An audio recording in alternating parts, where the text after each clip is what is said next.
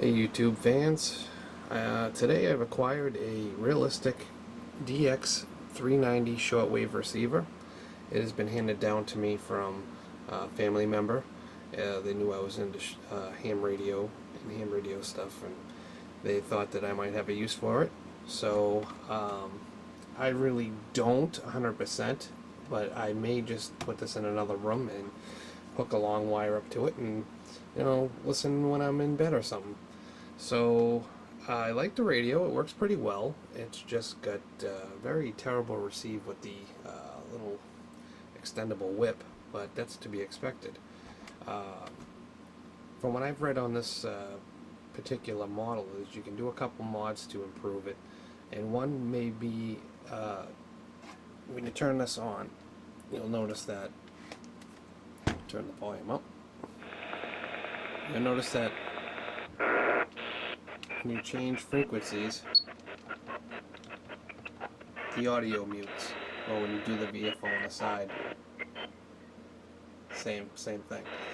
Apparently there is a mod out for this that if you clip a wire on the processor, it will not mute during tuning. That would be nice, so I might try that.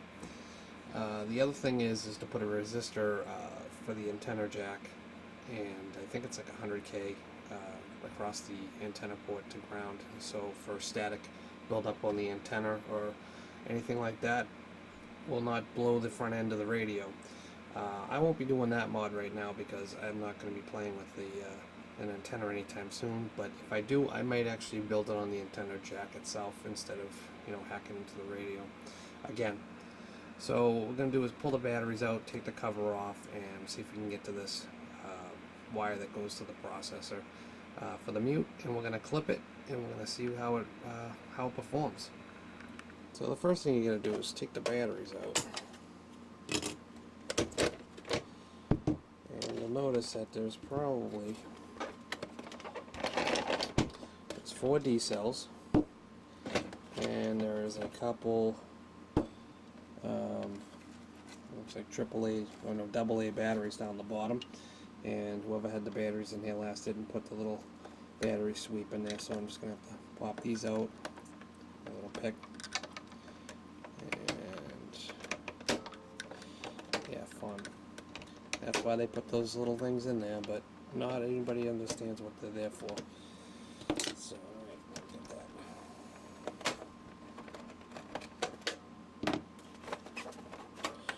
that. I believe these batteries are to be just for the memory function, holding frequencies. Yeah, alright. And we'll get that one out after I flip it over. What you're probably gonna want to do is take this. There's a screw hole here, screw hole here under the handle, and a screw hole here, screw hole here, and it looks like there's one down in the battery compartment right on the bottom there. Oops, sorry for the blurry zoom. This camera's not very quick on autofocus when you zoom that fast. Alright, so we're going to take those screws out and see where we are at. Alright, so you do have to pull the volume knob out of the side to separate this from the case. So once you do that, you'll have to pry it up and apart like that. Your handle for the top will fall out, and this just separates completely from the battery compartment / antenna. So we just put that aside and we'll concern on this. Okay, so you're going to want to locate the 4 silver screws here. 1, 2, 3, 4, and we're going to remove these. I do believe that there are only 4.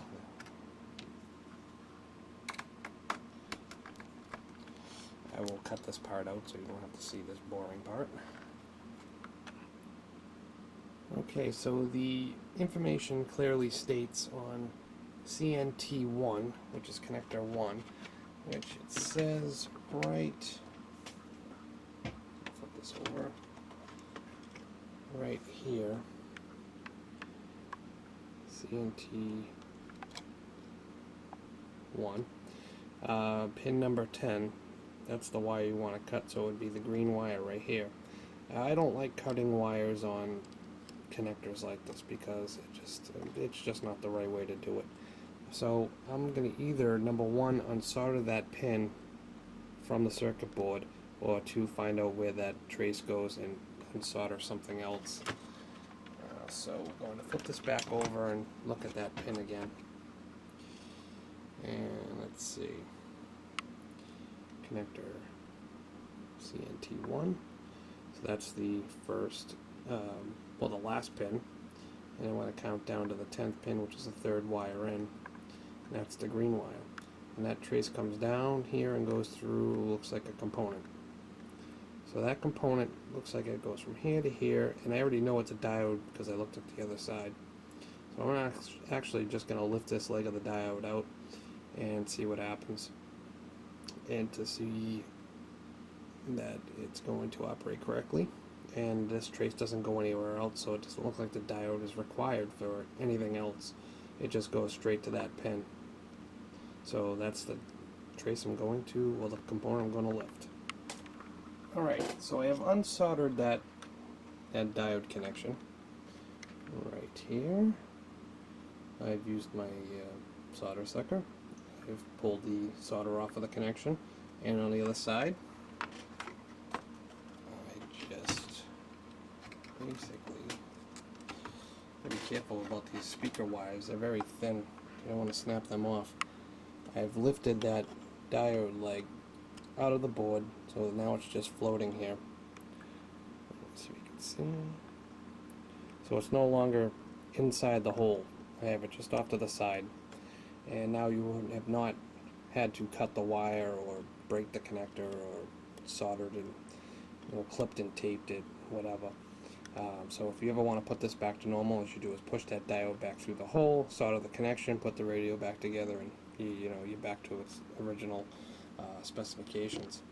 So we're going to assemble the radio back together just the way we took it apart and see the results. So before putting this together, I've realized that since I've done the bulwark, that you do not have to take the circuit board out. You can simply just unsolder this connection right here. Like I said, you're going to have two connectors. The connector on the left, third pin in. If that trace goes to a diode, goes to a component, and it doesn't go anywhere else, you can simply just unsolder this connection and push the component leg through. And if you ever had to put it back together, you can just simply reach under there with your finger and push it back up and resolder it. So just unsolder that, push it through with a pick like this, or something similar. Or if you want, you can probably get underneath here and just grab it with something else and pull it out. So that's a little bit easier than having to take the whole circuit board out, which was not a huge deal anyway, but that one may be a little bit simpler for some people that want to modify it. So I'm going to put it back together and we're going to try it. Okay, the point of no return. Let's see if we can let out the white smoke. Let's see, turn it on. That still works. Let's see if we can get the volume. Good.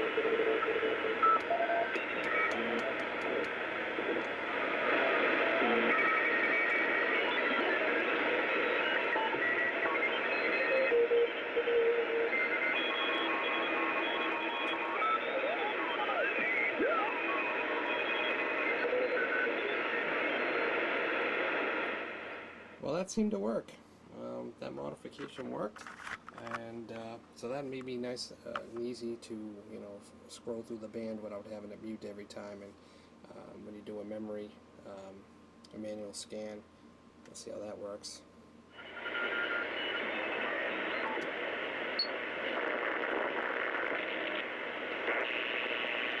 So that seems to work. Like you can actually listen to what you're scanning through. So it's a nice little mod. I do not know the stability of this mod, so modify this at your own risk. I don't know what it may do if it malfunctions. I don't think it will, but I'm just throwing that caution out there, because if it goes and does something strange on you, I don't want you coming back to me and said, hey, this screwed up my radio. So definitely do this at your own risk if you're willing to try and use the mute control. So that's it. Hope this helps somebody.